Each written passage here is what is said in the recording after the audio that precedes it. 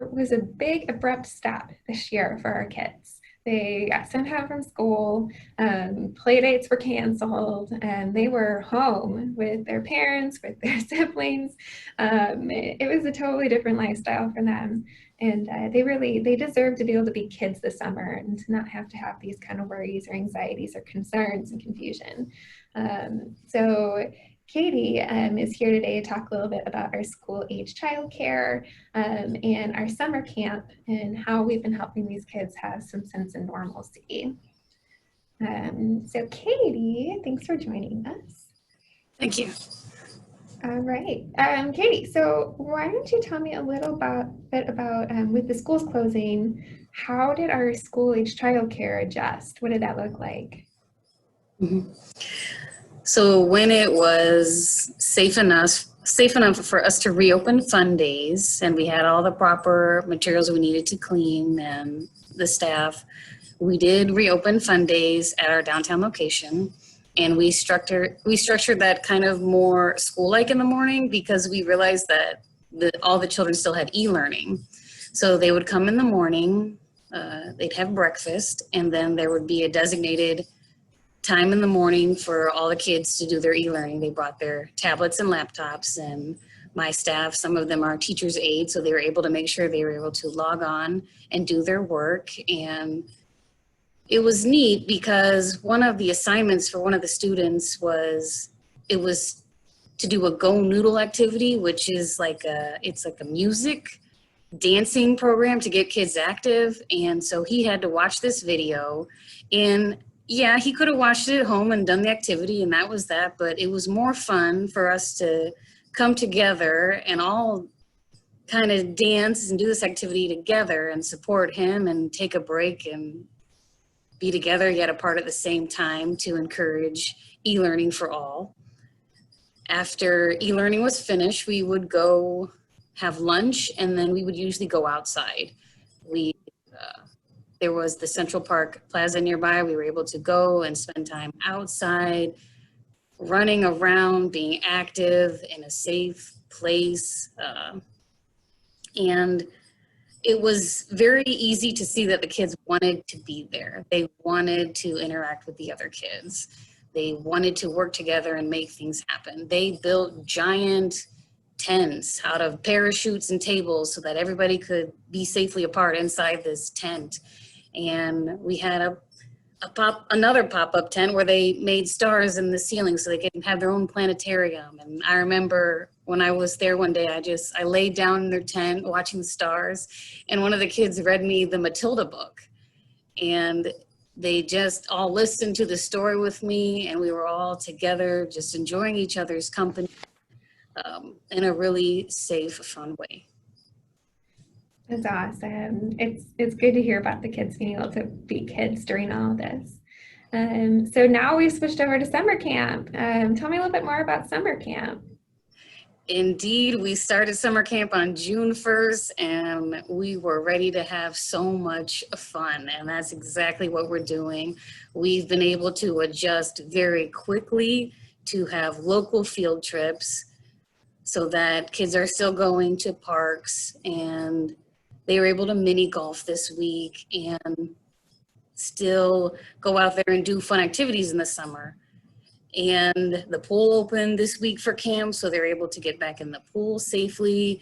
And we've also brought to camp the hashtag Spread Kindness, where the groups have the opportunity to do activities as well. And we've seen them, they made signs to hang up around the Y, there were some cards, they made bracelets to take over to the fire department, they wrote on chalk outside the entrance, and who knows what else they have up their sleeves for the rest of the summer.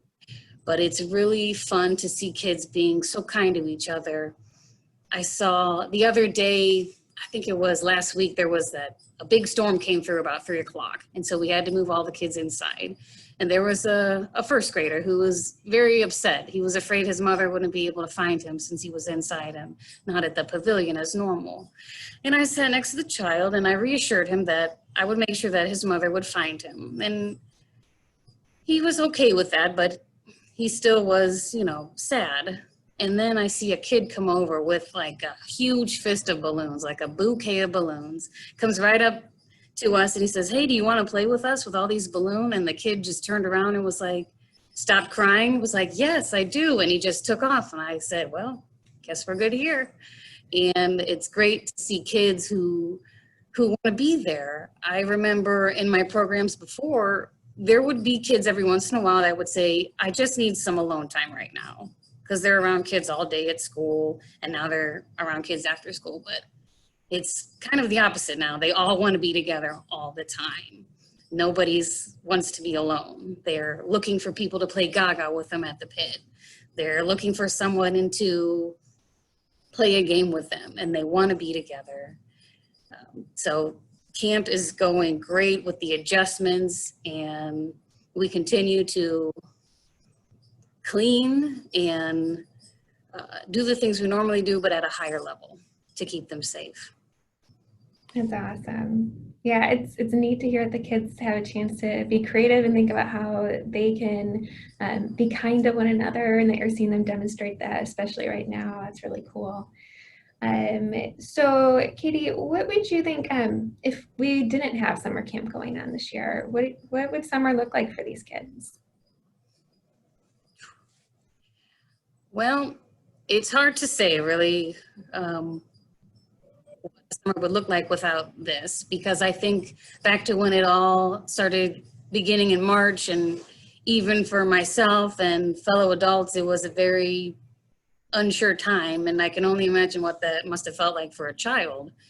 And what's kind of cool is that we're able to offer just a slice of normalcy for 6 to 8 hours a day for these children to just be a kid and not have to worry about everything else they have to worry about when they go to just a grocery store. And I worry that they would just be in front of screens at home, where here we are out in the field. We're playing group games. We're in the gym doing yoga this morning. We're interacting in a safe way.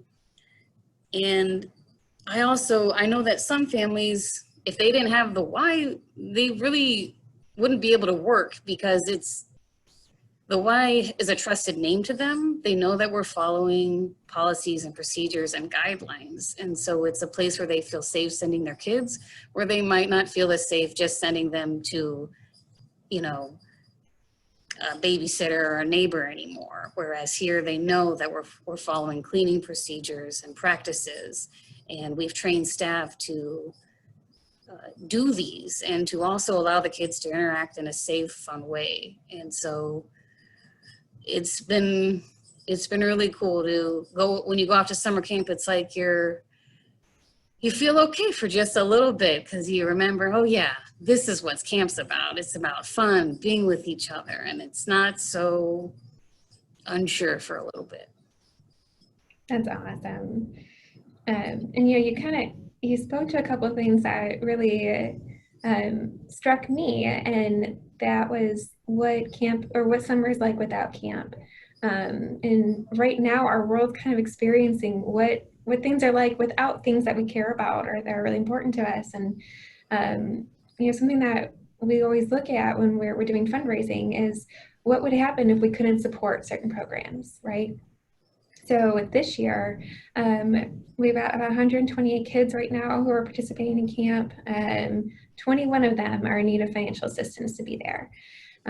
So when you look at the cost of that over the summer, of what financial assistance looks like, we're giving about $15,000 to make sure that all these kids have access to camp, that families aren't being turned away, that they aren't having to come up with these alternate options for who's going to take care of their kids so they can get to work, especially right now.